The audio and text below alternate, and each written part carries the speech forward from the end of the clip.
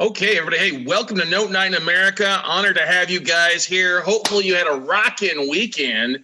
It's a beautiful Monday here in Austin, Texas. Hopefully it's beautiful wherever you are watching this, whether it's good morning, good afternoon, good evening.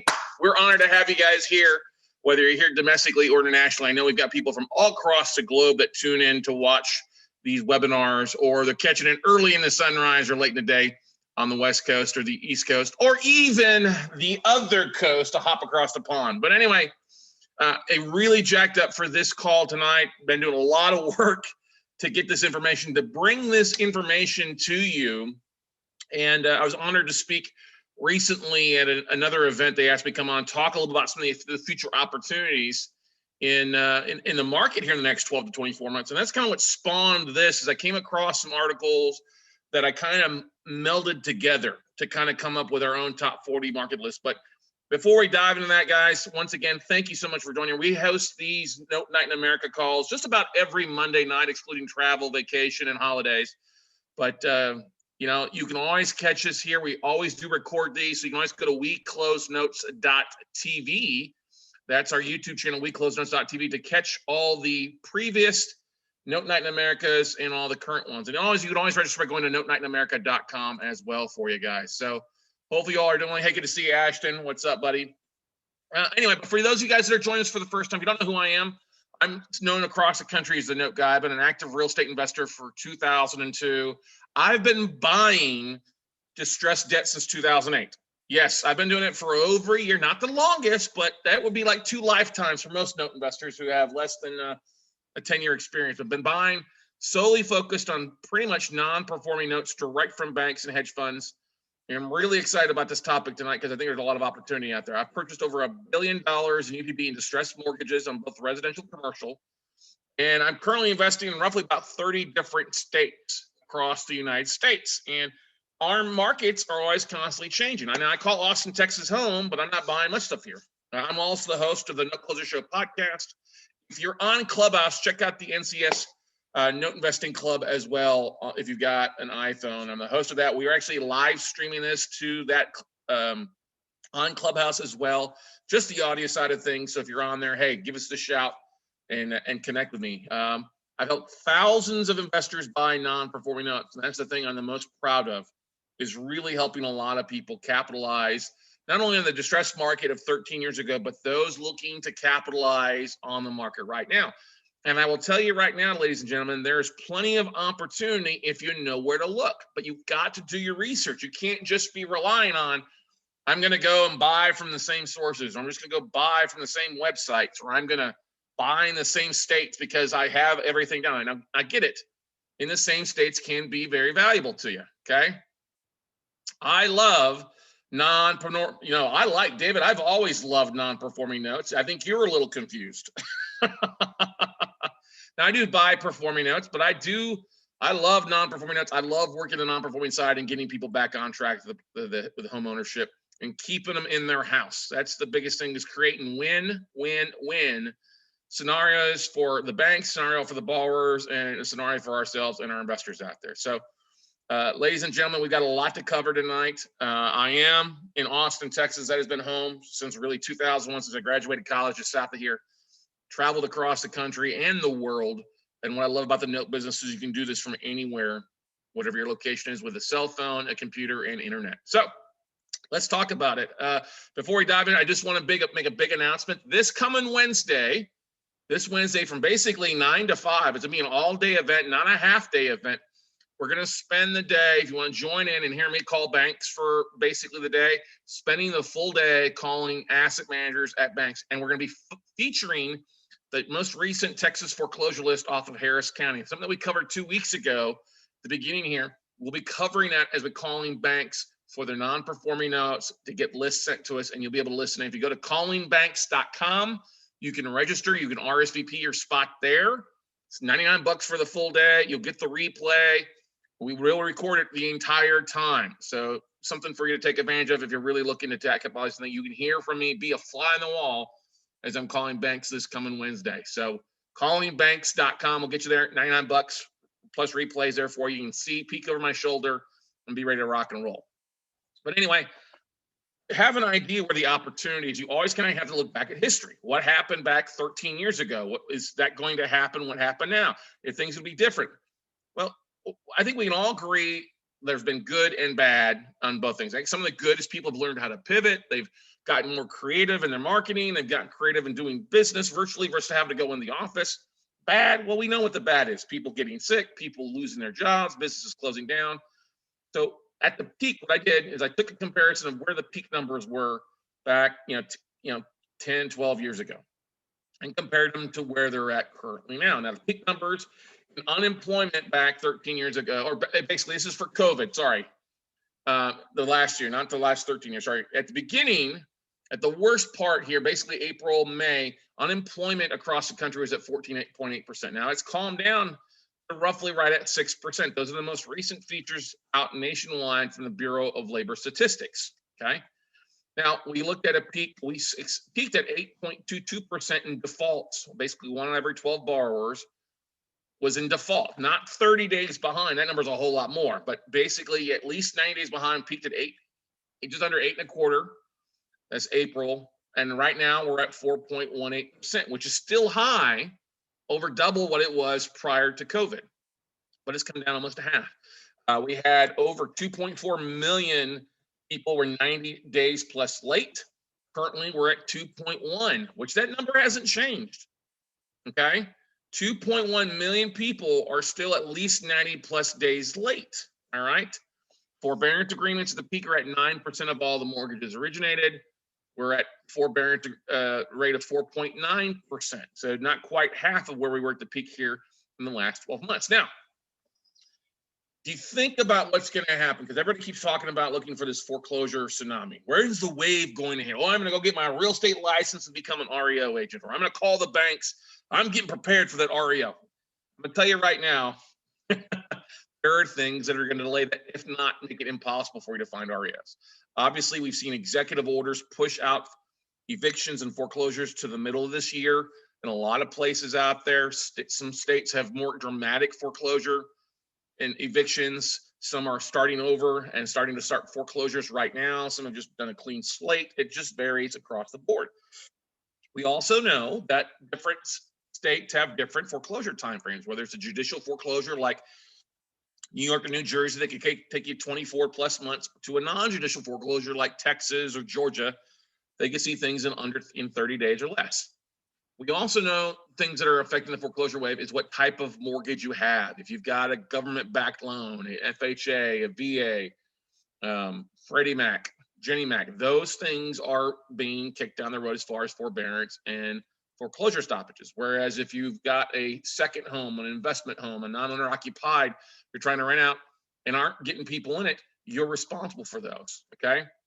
There is this time around, differently from years ago, a large percentage of homeowners out there have equity above their balances this time around versus last time 12 years ago, where we didn't have a lot of equity, negative equity, okay?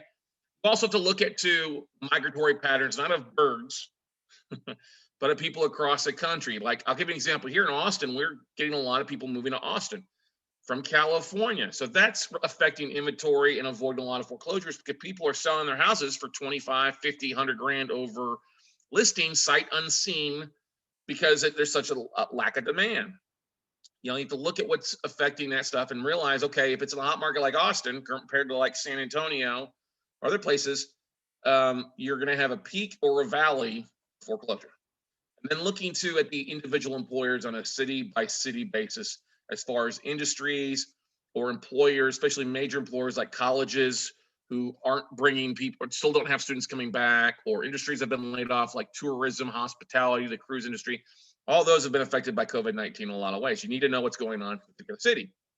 And looking at where really the big foreclosure can be, it says it all in this one chart right here. Now, this is a mortgage delinquency taken straight from the MBA Association, talking about delinquency types as far as the type of loans. And that blue line at the top there is the FHA loans, first-time home buyers, FHA, okay? 14.65% of all FHA loans are in default. That's your first-time home buyers. Those are also I hate to say it, but over the last 12 months, that's been the loan type where many banks have donated the 3% down payment.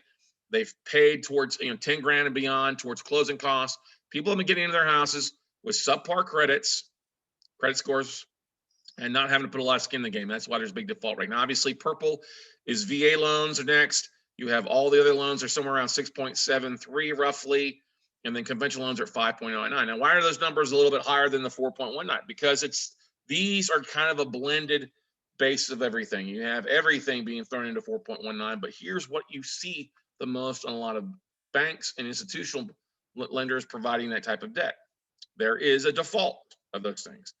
And then you compare it to the really wealth and the wealthy and the poor. Okay. Now on this is kind of a heat map that I have in front of you. You already see it's red is the poorest. Okay. And then, dark red, almost maroon is the poorest. And you see that Alabama, Mississippi, Louisiana, New Mexico, West Virginia are the top 5 poorest states. And then you look at the top 50 states, the richest, you have Hawaii being number 49. You've got actually Utah at 48. Minnesota was a surprise at 47. New Hampshire in there. Massachusetts was doing well. And then also Maryland was also doing it at 46 is good stuff. So it varies across the poor. You're going to see more deficiencies in the poorest states than you will the richest states for the most part.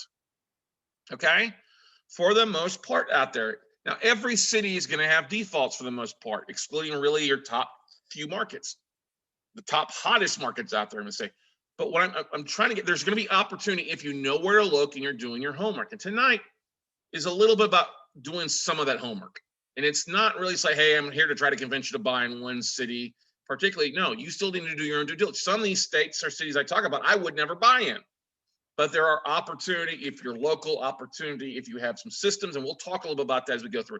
I'm going to tell you right now, we're not going to get through all 40 states or for all 40 cities. We'll get through the top 40 through 21 tonight, and then we'll have part 2 be next week, where it's the top 20 next week. I don't want to keep you here for 2.5 to 3 hours, but there's a lot of opportunity in 40 through 21 tonight as well for you. Now, if you look at potential U.S. home losses, this is a map that scares you. No, I did not fade it. It actually came in faded like this. And you can see, here's a look at the share of people in each state who are at most at risk, okay? You see Louisiana, 56% of their population expected to be in eviction or foreclosure. New Mexico, 52.7. Those are the 2 states that are the highest. Now, here's when you start looking at actually massive numbers. Here's how the top 50 states plus DC kind of pan out. Texas, this surprised me. Texas is expecting to have over 718,000, almost 719,000 people likely to be foreclosed on or evicted. California is actually about 30% less, 510,000. New York is 510,000. Florida is a distant fourth at under half of what Texas have at 314. North Carolina is 5th. New Jersey 6th. Ohio 7th. Georgia 8th, Illinois 9th, Michigan 10. Okay. Now, the least amount is Vermont, probably a bunch of people out there, Burt's Beeswax, living in tents, 4,400 people maybe. North Dakota, where you got more cows or bison than you have people, 5,500. Delaware, 66. South Carolina, Alaska, 11,000. Nobody wants to foreclose or evict you from an igloo, right? But you need to know this when planning for your business, when planning for your note business. And I got this chart from the Visual Capitalist. You can pull it up online, very easy. I want to thank him for providing this. But that should tell you the numbers. That should tell you some idea of the states you need to be looking. If your state doesn't fall in at least the top 20 states or the top 25 or top half, you're probably spending time. Now, there's going to be cities that are going to be impacted worse than others. I mean, Austin's not going to be impacted, but there are other cities in Texas that are going to be dramatically affected. California, yeah, you're going to see a lot, but it's a much bigger state in a lot of other cases. And I'm going to tell you right now, there's not a single city in California that hits our top 40 list. Not a single California city. Now, let's talk about some of the states that have the highest and lowest rate of 30-plus day past dues. This is your first indicator of people in trouble, okay? States of the highest, such as December 2020, Q1's on out, but Louisiana, Mississippi, New York, Maryland, and New Jersey are the top 5 states with people that are at least 30 days past due. The least amount, best states is Idaho, Montana, South Dakota, Wisconsin, and Utah. Those 5 states have less than about less than a 4% default rate. Okay, as far as people not defaulted 30 days late. Okay, now when you compare that, start looking at the 10 largest metropolitan areas, see how those states and the largest metropolitan areas match up with the highest number of 30 days past due. There you go. You see Miami, boom, a hot market out there. But unfortunately, it is an overpriced market compared to what the average income is. Almost a 10% of Miami is at least a month behind. Now, here's the thing. 10% of America was at least a month behind before everything started off. Okay. New York, about 8.5%. Houston, just over 8%. Las Vegas at 8%. Chicago is roughly at the 6.5%. Washington, D.C., just over 6%. And you can kind of see how it goes from there. L.A., Boston, Denver, and San Francisco. Okay. Now, those are the 10 largest metropolitans. You can see how they kind of match up to each other. Now, when you start comparing the default rates, the 30 days behind, and then unemployment rates, and start looking at what cities have a higher unemployment rate than the national average, that can give you a good idea of what it is. Now, this is the top, these are the top markets that have at least 1 million or more. All right, 1 million or more people. In Birmingham, Alabama has a very low rate as far as it's 3.5%, which is not quite under, it's what is that, 70% compared to the national, and then all the way down to LA. So what I did in this chart, I kind of took it in half. I said, okay, national default unemployment rate's at 6%. Let's take it right half day in the middle. And you pull those numbers up, you can see it. So basically it's 6.2, Virginia, Norfolk, Virginia Beach, Memphis, Miami, Portland, Orlando, Phoenix. There's some markets in there all the way up to like LA, New York, Las Vegas. Now, what I've also done too, ladies and gentlemen, is kind of filter that list. I came across another article talking about top cities, and I started implementing what they figured in, and they provided a couple of things up there, and they picked their 40 cities out there. Well, I didn't take the cities as they ranked them. I took those 40 cities. I like what they said as far as vacant homes, people that are 30 days behind, or 30 to 89 days behind, people that are 90 days over. And then I also started taking a look at, okay, the number of foreclosures per thousand versus homes, the number of, what's the average median home price compared to the income levels, and how affordable is this? So we've come up with our own ranking system for these top 40, okay? And the idea here is, where are the opportunities? They're not just in this 40. You need to know where they're at. Their mentality here isn't to buy and flip. If you're in a buy and flip mentality, you're probably going to get burned trying to time the market. You should have a buy and hold, whether it's buying the debt, either getting it reperforming, or buying and holding it and riding out the wave. Because if it is a longer foreclosure process in area, you should be getting some deals relatively cheap. Okay. There is small balance commercial properties, sub 2 million, sub 5 million in value. There's a lot of opportunities. We are not going to talk about commercial loans tonight. Just don't have the time. But we're going to talk primarily about single family homes tonight. Biggest opportunity is buying debt and restructuring the loans for the tenants or the borrowers in place. Converting maybe vacant commercial properties into some other asset class that is needed by that city. All right. Hotels to apartments, big box to self-storage, office to self-storage, executive space. Those are the things that we're seeing needed the most across the board. We are going to be having a note expert on here in the next few weeks, buying notes and converting them in, buying hotels. Vacant hotels are struggling getting them converted, okay? But here's where we see a lot of the opportunities and why these 40 fall into it. Buying loans on single family residence and modifying loans, and buying loans that are non-government backed, okay? Now, if something weird happens and Biden comes out with administration and he puts a foreclosure stoppage to every type of loan out there, I think we're going to have a civil war. There are going to be riots in the streets. I think he's only going to stick to the government-backed loans because honestly, there's going to be a lot of people that need to get paid. A lot of investors need to get paid, and a lot of mom and pop investors out there that have second homes, rentals, Airbnbs, they don't have the reserves to go without, okay? And the biggest opportunity right now is buying this stuff now and holding it for cash flow, holding on for a while, foreclosing and taking the property back, and then holding on to the asset for a while. So before you get to any questions tonight, hopefully that makes sense for you before we dive into the first half of the top 40 markets, okay? And as I said before, if you've got some questions, now's the time to ask. I am going to ask you to hold your questions after this point to the very end. Please don't ask me on specific states. So every issue is a little bit different.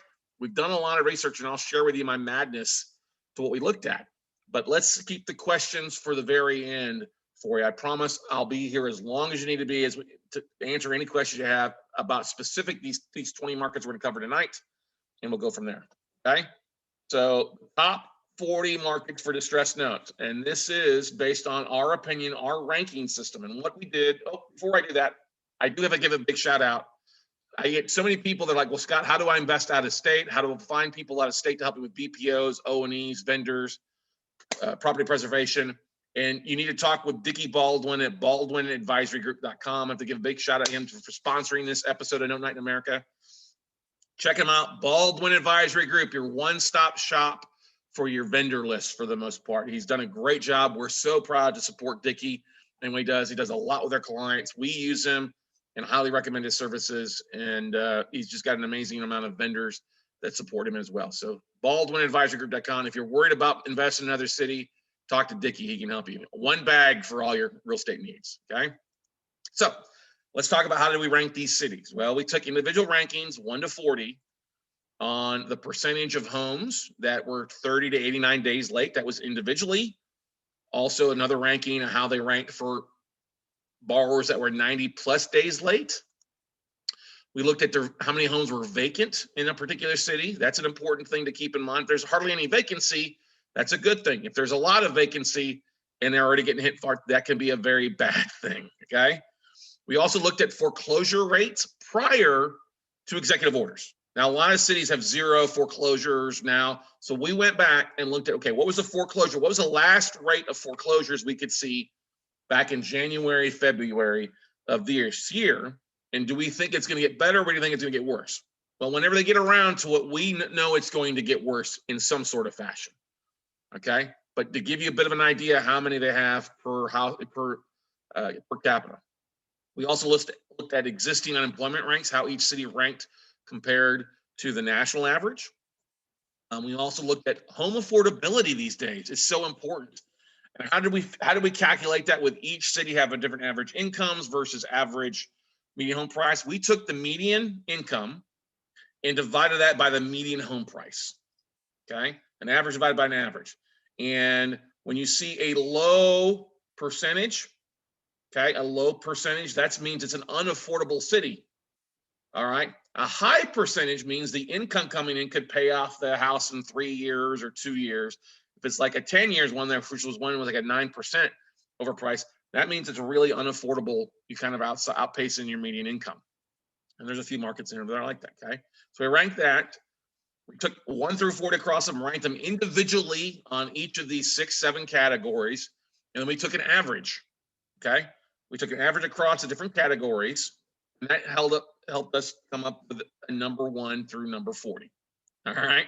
So if you want method to madness, don't worry about it. Email me. I'll be glad to send you the spreadsheet. You can make heads or tails of it. But for what we're covering tonight and next week, I think this is the short and sweet for you to kind of help identify. And another thing that we did with that didn't affect our ranking, I went and started looking at, okay, are these cities starting to see foreclosures, or is this state starting to see foreclosures? Also, I looked at, okay, are there government programs in the city, the county, or the state that are there to help the tenants or your borrowers out as an opportunity, okay? And some cities, some states have a lot of opportunities. Other states, it's business as normal. Hey, if you know pay, you know stay, okay? So we're just gonna focus on number 40 through 21 tonight. And like I said, top 20 next week, because we don't wanna be here all night. There's opportunities in every market. Some of these cities might just surely hell surprise you like they did me, okay? So let's start it off. Number 40, actually, Topeka, Kansas, okay? Rock Chalk Jayhawk. All right, now I know that's Lawrence, Kansas, but Topeka, Kansas, a rock chalk state. I was surprised by this. Now I've owned notes in Topeka. Topeka, there's 60,000 housing units. Currently, there's 2.7% of all the households are behind at least 30 days, okay? 30 to 89 days, and even 90 plus. At least 2.7% of households are behind of some sort, about 3%, okay? Their foreclosure rate was the third highest on the list, though. 1 out of every 2,800 homes were in foreclosure. It did have a nice high affordability rate, though, of 36%. Okay. The income is roughly 36% of the home affordability. It was the sixth highest on the list, which is nice. It ranked an average of 8 across categories. All right. 8 was the lowest. So that's why it was number 40 for us across the board. Median home price of $133,000 was not also bad either.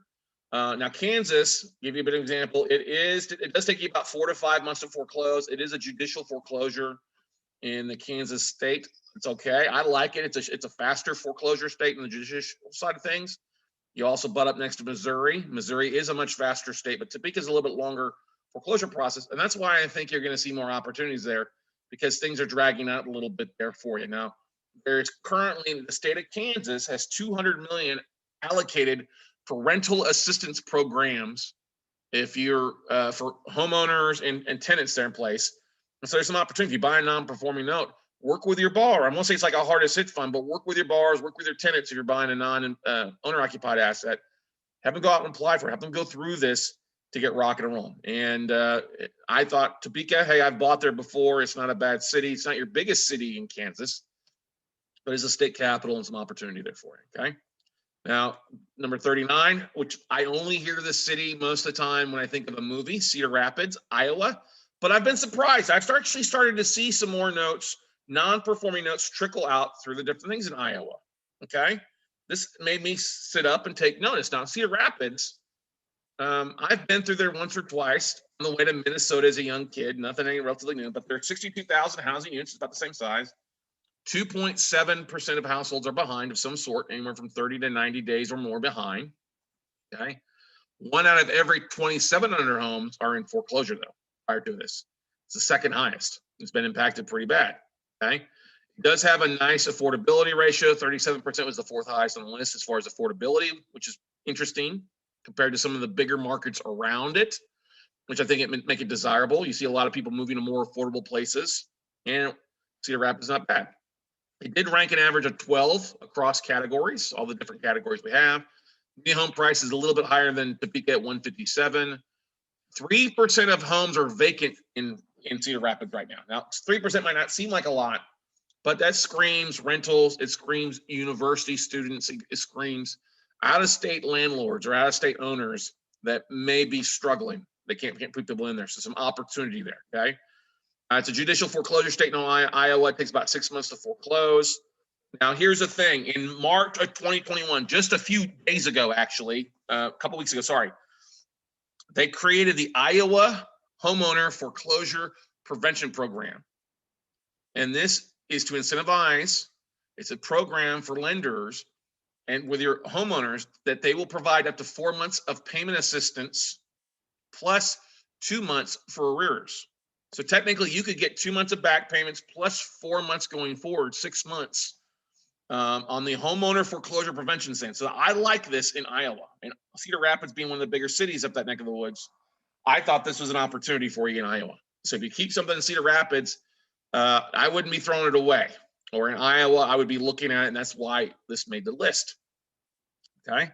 Now, don't ask me specific questions about programs. You need to go to the website for these and figure it out yourself. But in most cases, you've got to get the borrowers to apply for it and work through it. But some opportunities there. Now, I think there will be another hardest hit funds. I think what you're seeing is a lot of states and counties are even creating their own aspect to come in, whether it's rental assistance or homeowner foreclosure prevention assistance. You're going to see that prevalent throughout a lot of these top 40. Okay. Another one on the opposite side, a little bit further south in the warm, God's waiting room state of Florida, Jacksonville. All right. Now, Jacksonville, I've liked Jacksonville. I've invested in Florida and Jacksonville for quite a while. Jacksonville was really the last major market in Florida to kind of recover back. It was obviously the most northern market compared to Miami, Fort Lauderdale, and stuff like that. They've got 397,000 housing units, and just over 3% of them of the households are behind. A foreclosure rate of just 1 of every 4,000, the 9th highest on the list. Had a decent home affordability, wasn't high like 36, 37, it was 25%, which is not bad. It was the 27th highest on the list, so right in that mid-range there, 4 years to pay off your house with your income's not too bad. It ranked an average of 14 across all categories. It was kind of not quite in the middle, a little bit better. The median home price, the highest so far, 218,000. Median median income was roughly right around 50 grand. It is a judicial foreclosure state, Florida, and there are foreclosures starting to start back up there. It takes 8 to 14 months to foreclose. So once you're going to start seeing them trickle in, and then after June, you're going to see the mass amount of foreclosures really hitting Florida coming the end of this year or the first quarter to mid of next year. Okay, this is why the note business is so important. You can start tapping into deals now and be prepared to really ride the values as they increase a little bit, because values are going up, but also rebounding side of helping borrowers get back on. Here's another nice monetary thing. Florida has put $850 million together. It's called the Florida Rental Assistance, and it's basically for cities with just 200,000 or more people. There are other programs for smaller cities in some cases, but individually to check on a county by county basis. But if you're buying in a city with more than 200,000 people, there's some programs available for you out there for your tenants, which is not bad. Okay. Now, Louisville, Kentucky, the bluegrass state. I don't usually talk about Kentucky because of the need to either have $1 million net worth, $1 million lender, or a $250,000 bond, which is not bad, but there is some opportunity compared to what you see in there. If you're there locally, or you can take that opportunity to go get that bond or work with some other people in the neck of the woods, I think there's some opportunity in Louisville here in the next 12 to 4 months. It's got 283,000 housing units. 3.3% of households are currently behind. Right? 1 out of every 3,600 homes are in foreclosure. This is the 5th highest. That's why I think there's some opportunity. People are behind, and they've already had some foreclosures beforehand. All right. It had a decent affordability rate of 27%. It was the 24th highest on the list. It ranked an average of 14 across categories as well. Median home price is under 200 grand. And that is what I think screams the most here. You start seeing sub $200,000 markets or price ranges as median home prices in established markets. Louisville's not a small market by any chance. 283,000 housing units. Okay. There's some opportunity there to come in, take some stuff down, and hold on to it. It's only about a 5-month foreclosure process. Foreclosures are starting to start back up there too. So, hey, if you step in now buying some notes and buying some debt in this neck of the woods, if you had to foreclose, you would be done by the end of the year, first of the year. Okay. Kentucky's also ponied up some money. A homeownership protection center. They're providing resources may help homeowners. And it's a $264 million fund that was just created February of this year. Okay. So they put some money together that you may be able to step into and keep borrowers in their houses, or step in buying a non-performing note and get people back on track, which I like. Okay. I like that. All right. Clearwater, Florida, the sunny beaches of Clearwater. This one kind of surprised me that this was on the top 40 list. Now, obviously, it's not too far from Bradenton and Tampa Bay. Clearwater's got some issues. Okay, 60,000 housing units. It's obviously quite a bit smaller than Jacksonville. 3.2% of households are behind. Okay, 1 out of every 6,300 homes are in foreclosure. It's a higher rate than Louisville, about twice. Okay, it didn't have a very good affordability rate. That's the big thing. You have a lot of people being outpriced there locally. 18.9% home affordability was the 5th highest affordability. Okay. It ranked an average of 14 across different categories. Median home price is $257,000. That's seen a spike in the last year because of the rehabs and people moving to Tampa in a lot of areas. Okay. It is, like I said, very similar process to like what you see in Jacksonville, 8 to 14 months to close. Foreclosure starting back up. Once again, for cities that have more than 200,000 people, they do have that Florida rental assistance homeowners. Okay. Hampton at number 35 kind of surprised me. Don't really see a lot. Haven't really seen a lot in Hampton until I started looking at some of the things that I was seeing and look back at tapes, and I just really hadn't really paid attention to it. Now, Virginia, Hampton has 60,000. It's actually a larger metroplex than I thought. 3.7% of households are behind. 1 out of basically 5,600 homes are in foreclosure. Had a pretty decent affordability rate, 28%. It was the 21st highest on the list. An average rank of 15 across the rest of the categories. Median home price was at 200 grand or below. Okay, I was like, oh, okay, some opportunity there. It is a non-judicial Virginia non-judicial foreclosure. 4 months to foreclose. They do have a protective order in place that stops 90 days after the emergency filing of Virginia the governor files. So I'm willing to bet the foreclosures will start kicking in later in August, if not September, if they don't extend the foreclosure moratorium past June. Okay. Now, there are borrower and tenant assistance programs across Virginia. If you go to stayhomevirginia.com, you can take a look at some of the different things that are available for your borrowers if you're buying the neck of the woods. That's what I like. There's some opportunities, some money from the government, some manna from Uncle Joe created here recently. Stay Home Virginia as well. Check it out there in Virginia. That's just not for Hampton, but that's an opportunity there for you guys as well. And there's also, if you've got renters, there's $524 million in Virginia rent relief program.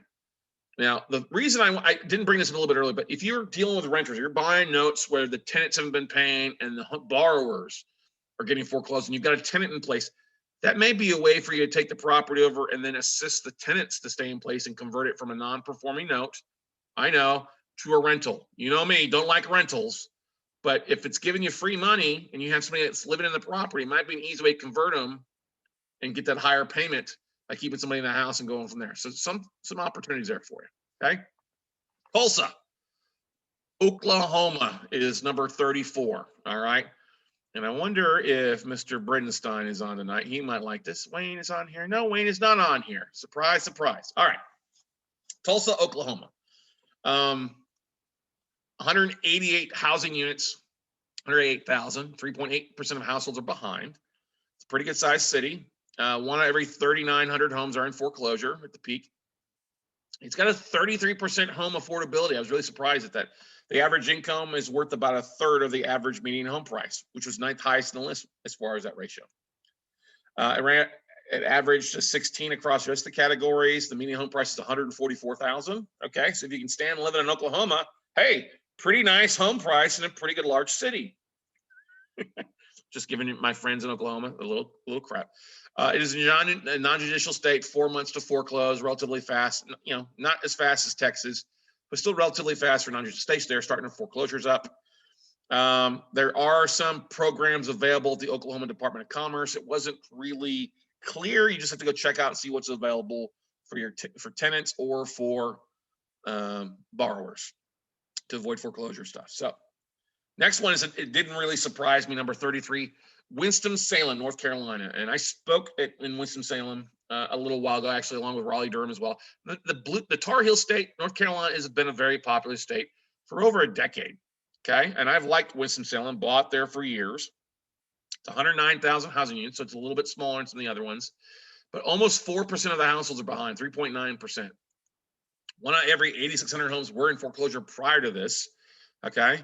25% home affordability. It was 25th highest on the list. Okay, not bad, not too expensive.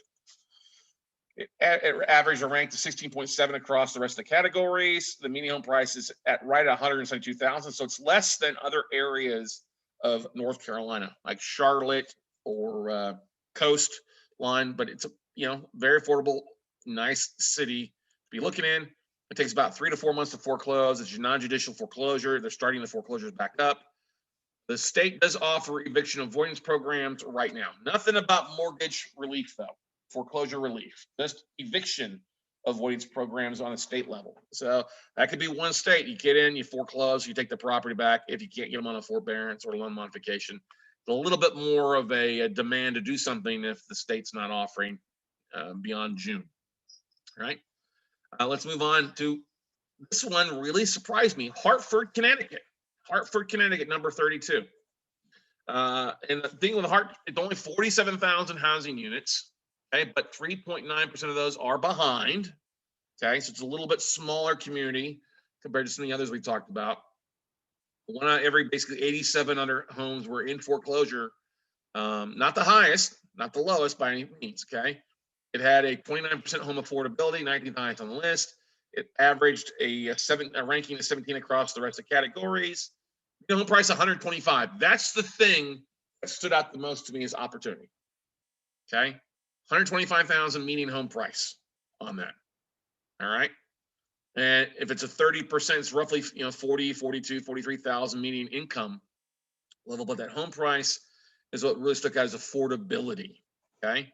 Now, it is a non-judicial foreclosure. You've got to have at least 3 months of non-payment before you can start the foreclosure process, and the lenders must comply with reaching out to them. There's a kind of an interesting thing with Connecticut. It's law days, they call it, but they do have a Connecticut temporary mortgage assistance program that you can tap into for your borrowers out there to stay on track. So I think Connecticut, being a very affordable state compared to some other areas, especially nearby other markets, is an opportunity for a lot of people. So actually, Hartford, Connecticut has come into my crosshairs to keep track of that. Okay. Now, the big thing that is scary with Hartford, 8.4% unemployment rate, way above, almost 50% above the national rate of 6%. It's the 5th highest on the list here.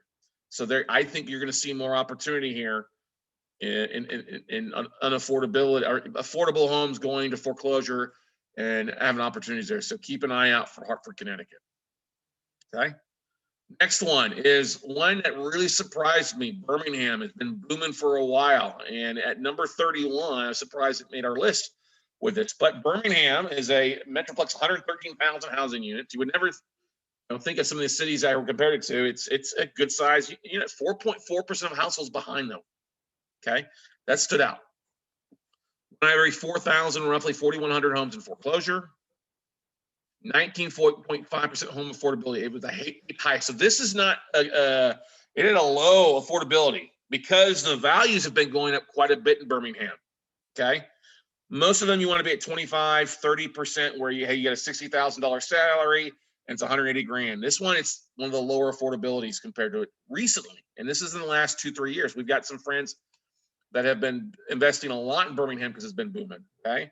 It averaged 17th across the rest of the categories on average. The median home price is still below 200 grand, 192,000. Okay.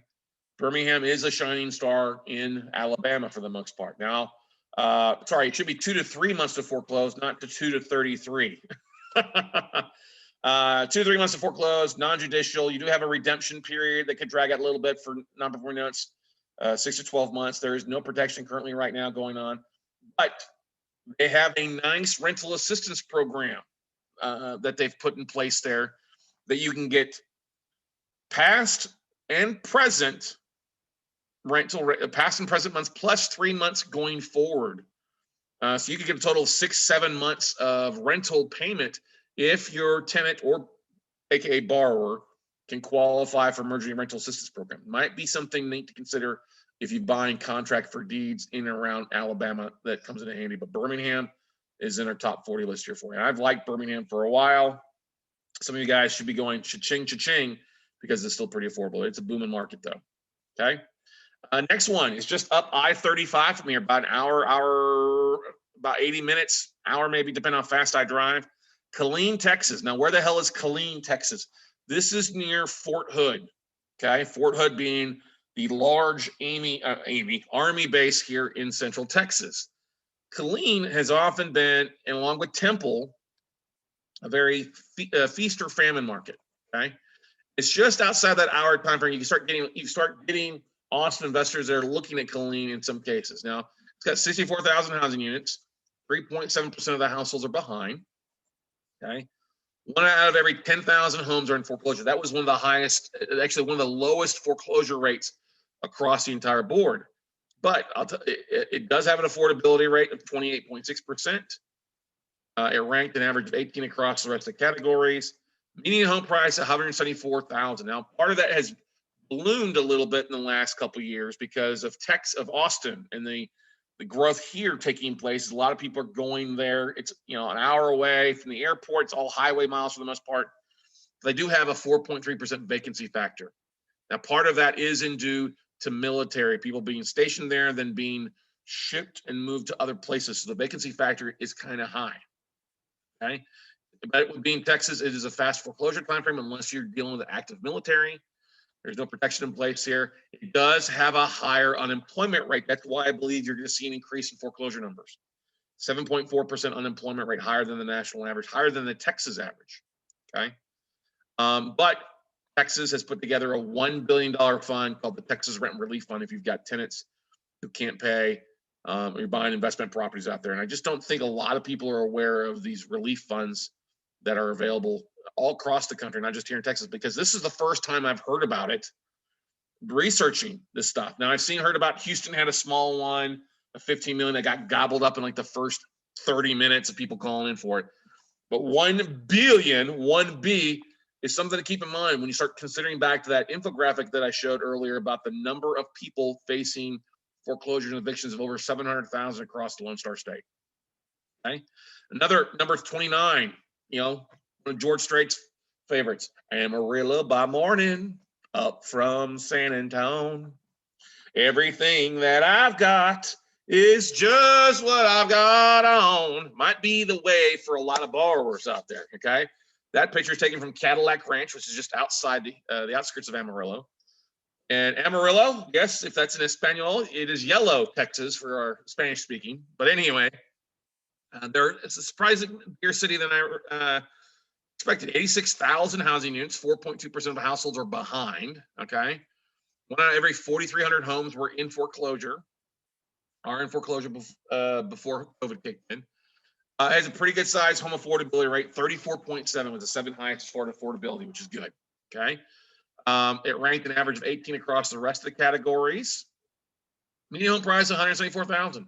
It did have a kind of a higher than normal vacancy factor of 3.4%, okay? Once again, fast to foreclose in Texas. There's not really anybody stopping them. I believe most of the counties here in April and March April and May across Texas will start having most of their foreclosures kicked back off, okay? It does have another high unemployment rate, 7.4% unemployment rate, okay? High vacancies, high unemployment rate. You may have to look at, with the vacancies, if you're buying something, looking to keep it as a rental, you may have to drop rent rates in a little bit to get it. But if you could pick stuff up relatively cheap, great. Now, Amarillo's not as flashy and shiny as Austin, San Antonio, Dallas, Houston, even Corpus Christi out there. But there's some opportunity up there if you know where to look, okay? And I have started to see some things in Amarillo, Killeen, Fort Hood. I haven't seen stuff in those neck of the woods in some while, and they're starting to pop back up on lists that we see, okay? Once again, $1 million Texas rent relief fund out there for tenants out there if you have some, okay? Other one, I was surprised to make the list because of all the hotness going on there, and we're talking about Atlanta, hot Atlanta out there. It came in our list at 28. Something that kind of cracked me up there is it's going through such a big boom right now, but I think they're kind of overbuilding a lot of places compared to other areas. 254,000 housing units is one of the largest cities on our list. 3.7 of the households were, though, already behind. Okay? 1 out of every 4,400 homes were in foreclosure at the start of this. Okay? Have a high home affordability, 34.7%, 7th highest on the list, which is not bad. All right? It ranked average of 18 across other categories. Median home price, though, was a little high, 314,000, still less than Austin. But it did have 2.7% or vacant right now. People trying to, you got to keep that in mind, a little bit longer vacancy factor for you. Okay. Although Georgia is a fast foreclosure state, it's non-judicial, 1 to 3 months to foreclose. There's no protection. Georgia did put together a rental assistance program where you can get up to 15 months. Yes, 15 months rental assistance for your tenants. That goes a long way, not only towards just the mortgage, but the utilities and other things out there. But that's something to think about. That's why I was like, whoa, that's not a bad thing if you need to know about it. Okay. Heck, for 15 months, rental assistance, if somebody's been out of work because of COVID, that's an opportunity. Hey, you could put somebody in a house and they would not even pay the first rent payment for a year and 3 months. Who knows? Okay. All right. Moving on to one of our favorite cities. It's like one of our 3 homes that we travel to a lot. Orlando. You know, a magical city, home of Ratland. But anyway, Orlando. Now, this really wasn't a surprise that made the top 40 list because it has been impacted dramatically with COVID because of Universal Studios, Disney, the tourism industry, conventions ceasing there for a while. And I think it's an opportunity big. 138,000 housing units, 3.7% of the households were currently behind. You do get a lot of people that are working 2, 3 jobs to survive in Orlando. Okay, 1 out of every 44 homes was in foreclosure. It had a low affordability rate, below 20%, 18.6. It's not an affordable city if you're just barely making minimum wage. Okay, 4th lowest on the list. Ouch. At ranked average of 18 across other categories. Median home price, okay, 279 grand, but a 6% vacancy. 6% of all homes in Orlando are vacant right now. That's people not coming in. That's not people coming there. Tenants not paying, moving out. People moving in with family, moving in with roomies.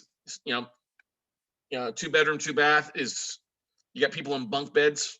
Okay. Florida, obviously, a little bit longer foreclosure process, 8 to 14 months to foreclose. And the judicial foreclosures are starting up.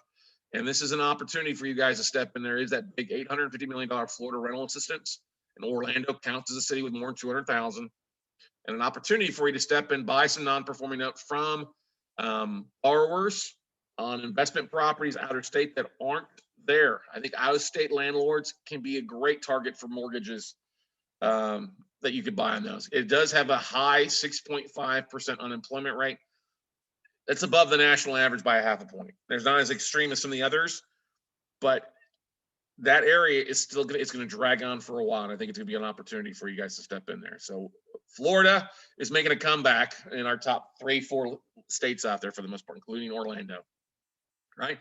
Next one, little blues in Memphis. I couldn't believe Memphis made the list of top 26 here. But it did. So if you're ready to get some hankering from some Southern barbecue, some blues, and some good live music, Memphis might be a market for you. You just got to be careful in a couple of ways. Now, Memphis has 301,000 housing units. 85% of those are rentals. Okay. 4.8% of the households were already behind to begin with. 1 out of every 8,400 homes were in foreclosure. 36.6 home affordability rate, which was good. Because, all right, you could have a house paid off in basically 3 years if all you just put was your income to it. Okay. 5th highest on the list. It ranked an average of 18 across other categories. Median home price is still very affordable, $113,000. Very affordable home price. Hadn't seen a lot of appreciation like other markets in Tennessee. Now, it is a fast foreclosure market in Tennessee, volunteer state, 3 to 4 months of foreclose. Foreclosure starting to start back up now. It does have a high unemployment rate in Memphis. 6.3% was the 2nd highest on the list. Okay. And you really need to know Memphis on a street by street, not a zip code by zip code, but a street by street basis, because there's a lot of regentrification going in the opposite ways. Good neighborhoods turning to bad, bad neighborhoods turning to good. You really need to know this on a step-by-step basis. But that's why Memphis, I think there's a lot of opportunity here because they have a high unemployment rate, high rental market, high vacancy. Okay. You're going to have, where is it here? Can I put the vacancy list on here? I guess. Oh, yeah. No, I did not. Hang on a second. Let me look here. What's my vacancy look at from Memphis? I meant to look at this thing and I forgot it. It was the one thing I left off here tonight. Memphis, oh yeah, it's only a 1.7% vacancy. So it's still, okay, that's lower than the rest for the most part, which is A-okay. That's why I left it off, because it really wasn't that valuable. But you have a lot of rentals, you got a lot of people in trouble there, and people are moving, okay? So an opportunity there that they don't have a lot to choose from. And so at an affordability rate, I would be looking at marking Memphis as one of the cities I definitely highlight when I see and worth getting out there and getting to know it, okay? All right, moving on. Little Rock, Arkansas. Now, we don't usually see a lot in Arkansas. Usually we'll see a lot of rural stuff, but Little Rock is starting to climb back up, and this came on our list at top 25, okay? Just under 100,000 housing units. 4.5 of those households were already behind, okay? 1 out of every 8,100 homes was in foreclosure to begin with. 32% home affordability rate, 11th highest on the list, so it's affordable, pretty affordable. It ranked, again, an average of 18 across the board. As you see, there's a lot of homes, a lot of cities that ranked 18, 18.1, 18.4 across different categories. Still below 200,000. As a major city as Little Rock is, still a very affordable home price of 160,000. Non-judicial foreclosures starting back up. Arkansas doesn't really have any protection for the most part. 5.4% unemployment rate, which is lower than the national average, but still some opportunity there for you guys. You have 4.5% of households behind, 30 to 89, and then 90 plus fall in that category. And, Little Rock, I like that because you've got some opportunity there for you. Okay. Keep an eye out for Little Rock. It might be worth me making a trip down there to see. Check it out. All right. All right. Moving on. One of the cities I grew up in, Corpus Christi, Texas, the home of Lou Diamond Phillips, Selena, Korn. You may not know that for the rockers out there. There's a bunch of other people that are from Corpus Christi, but it is a city I grew up in, and I was really surprised to see this make the top 40 list. Really surprised, but when I started looking at the numbers, it makes a lot of sense. Now, people don't realize the Port of Corpus Christi is going through a huge expansion, to really be the third or fourth largest port on the East Coast behind Houston. It was going to be behind Houston, New York, Houston, and another one in there. I think like Norfolk. But Corpus Christi, surprise the numbers. I'll definitely be paying and I have started seeing notes in Corpus Christi pop up. I'm surprised. It's one of the cities. When I see something pop up, I always pay attention. Something in Corpus, where I grew up. Is it near my mom? Is it near my sister? Near my friends in that neck of the woods? So Corpus Christi, pretty good sized town, 135,000 housing units, about 300,000 people in total. It had the 7th highest default rate so far, 5.3% of households. This was a surprise to me. Okay. One out of every 10,000 homes were in foreclosure beforehand. So before COVID, it wasn't that bad, which is a surprise. But now, it did have a pretty decent home affordability rate, 31.1%. It was 14th highest on the list, which is great. It averaged 19 ranking across the categories. Still affordable median home price of 181. It had the lowest vacancy factor out of any of our top 40 lists, 0.4%. Okay, 0.4% vacancy factor. Okay. Once again, it's in Texas. Fast foreclosures there in Nueces County, Refugio, San Patricio counties around the Gulf Coast there. You got Rockport, Texas, which is just up the coast, 30 minutes away. That image shows the downtown bay, Corpus Christi on the bay, and the marina there. A lot of good Gulf shrimp, and there's Joe's Crab Shack on the corner. I'm drinking plenty of margaritas and peel and eat shrimp off of. But anyway, 9.4% unemployment rate. I found that crazy because it is such a big, like Diamond Shamrock, big petroleum, oil, and gas industry there. Big with the Port of Corpus Christi. So big unemployment rate over the last year, 9.4%. People. It is a high Hispanic population, so you have a lot of people living with others. That may be why it's a low vacancy factor, but an opportunity there for you guys. I think we're going to see a lot more foreclosures in Corpus Christi as things start to make its way through the foreclosure timeframes, and it being in Texas can be faster timeframe than other cities and states out there. Okay. Once again, there is the Texas Rent Relief Fund. Something to think about. Corpus Christi is in the Lone Star State. Another big city that hit the list, number 23, wasn't really a surprise it's on the list. I thought this might be a little bit further up the list in the top 40 versus number 23 when everything shook itself out. But I think there's opportunity. I've been talking with somebody. Hey, Baltimore is an opportunity if you know where to look. Maryland, Virginia, we've talked about this. You talked to a couple of places in Virginia already, but Maryland has some opportunity, specifically Baltimore. 294,000 housing units, big. 3.6% of those households are behind already, okay? 1 out of every 2,100 homes was in foreclosure. This was the highest rate out of all 40 of them, okay? You would think that would be higher, but hey, it just didn't rank. When it ranked across everything else, it didn't make sense, but it's the highest foreclosure rate, okay? Home affordability rate was still pretty decent, right in the middle, 29.8, right at 16 on the list. Ranked an average of 19 across the rest of the categories. Median home price in Baltimore. You're going to have high end, you also have low end.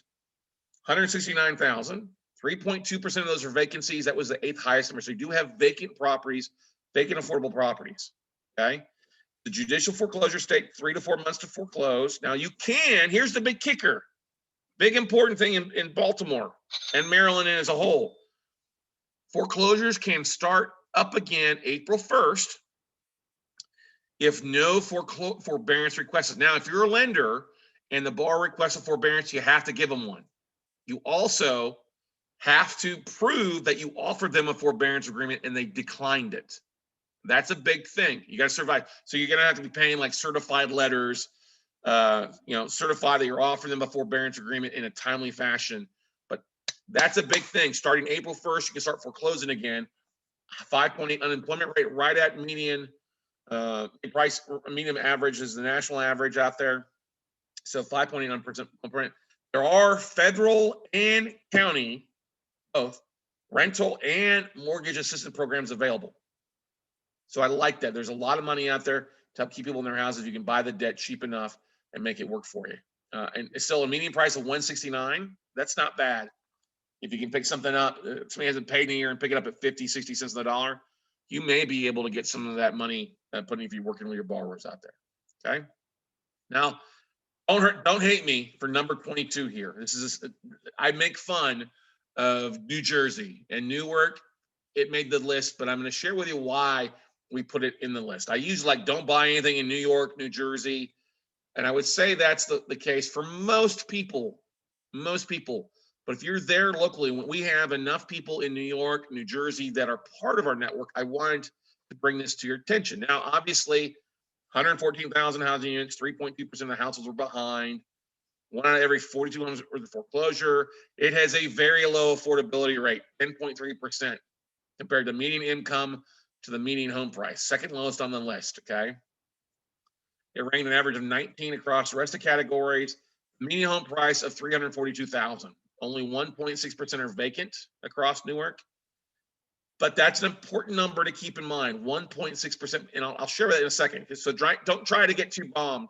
It's because average of, when I asked, okay, when I was looking at how the average time frame to foreclose in New Jersey is 38 months, okay?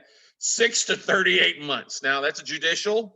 There is a New Jersey Foreclosure Prevention Act that went into case March 9th, just a few weeks ago, a month ago roughly, to help it because it is being dramatically, and New Jersey's been affected. It was one of the top 2 markets 12 years ago. It's one of the top markets now, still being affected because of the unemployment rates and the unaffordability. Here's the one kicker. New Jersey does have an expedited foreclosure process for vacant homes.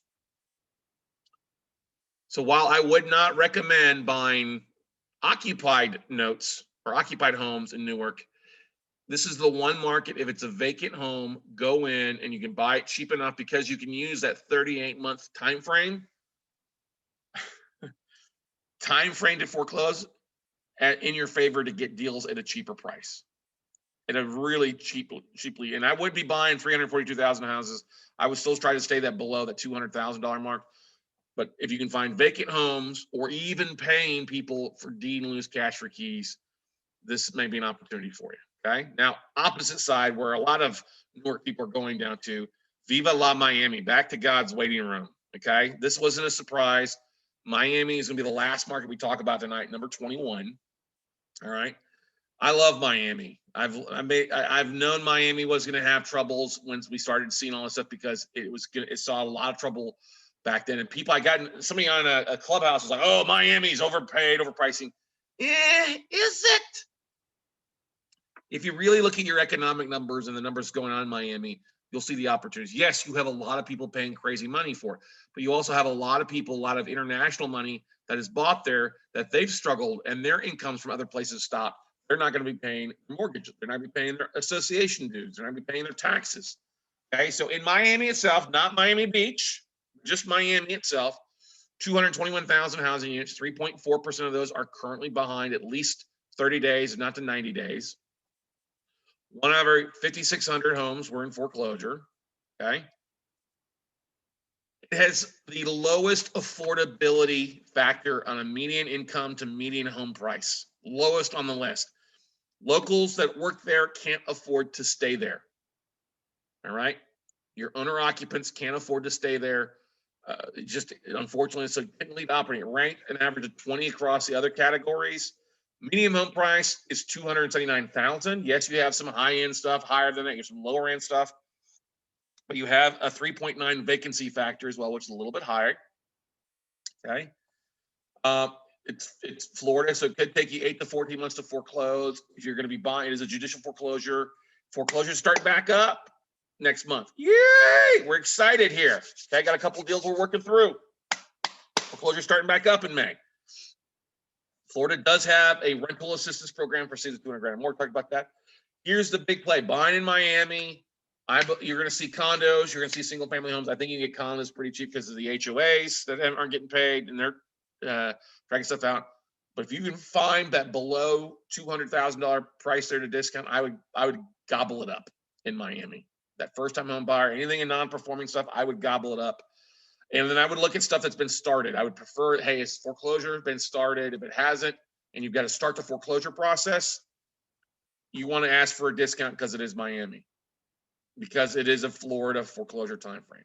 Okay, and it has a 6.3% unemployment, higher than the national average. So you have people living in Miami can't afford there, and then you have people that are getting laid off. That just makes it a worse situation. Okay, so they do have the rental assistance we talked about, but nothing in place for homeowners right now. So that's number 21. That's 40 through 21. I wanted to open it up for some questions for you guys and gals out there in those 20 markets. What's a market that stood out for you? And I would like to ask you before you go anywhere, I almost forgot. I've got something I want to throw your way that I would love to find out. I meant to do this earlier, but I was so busy. I'm going to launch this. I want to find out what areas of the country is your favorite to invest in. And I've launched this poll. If you see it on your screen, okay, what's your favorite region? If you're buying in the New York or New England area, that's your favorite spot. Great, put it up. And then we're talking like New Hampshire, Connecticut, Rhode Island, Massachusetts. If you're East Coast, like Maryland, Virginia, we could even say the ACC area, Atlantic Coast Conference area. Sure, there. If you like the Big Ten, the Midwest, that's your Michigan, your Ohio's, your Indiana's. If you think about football teams or the big divisions in the areas that you rank, Pennsylvania would fall into the Big Ten, I guess you could say. Southeast, like the Southeast Conference, Alabama, Mississippi, Louisiana, Florida, you could throw that in there as well. The Mid-South, the Big 12, that would be like Texas, Kansas, Missouri, Oklahoma out there. Big Sky, I don't expect a lot of people in the Big Sky. It's like Montana, Idaho, the Dakotas for the most part. And then we have also the West Coast, the California, the Arizona, Nevada. I guess you could even throw Utah in there for the most part, like the Pac-12 Conference of the United States. So take a second, fill that out for me. It's just an informal thing for me to keep track of. I want to know where you guys, obviously the Big Ten doesn't surprise me, the big Midwest out there. Terry asked a question. What were the requirements you mentioned to do note investing in Kentucky? The state of Kentucky wants you to either have $1 million net worth, $1 million loan available to you, or have a $250,000 bond. Okay. So you mentioned buying non-government loans. Should we not be seeking or calling banks, but instead looking for seller finance? No. Good question. It's not either or, Sylvia. There are plenty of banks out there that originated loans off their own books that didn't do Fannie and Freddie. They got plenty of other traditional loans, 30-year mortgage, that aren't government backed. Okay. Now you can look for seller finance notes. I just think it's too hard to go find those. That's a lot of work to have a low response rate. And most seller finance notes, they're not going to take a discount because they probably had to seller finance it to overcome the rearages or being upside down. Now, subject to deals, not too bad. If you can take over some subject to deals from some people, from some borrowers with maybe some government loans, that could be an opportunity for you. But if you're servicer like SN Servicing, they do government servicing. Madison doesn't do Fannie or Freddie. Doesn't mean you can't buy that stuff. You just have to be prepared for that stuff to drag out a little bit. But there's plenty. Every bank out there has non-government loans on their books. Okay, because originating off their portfolio.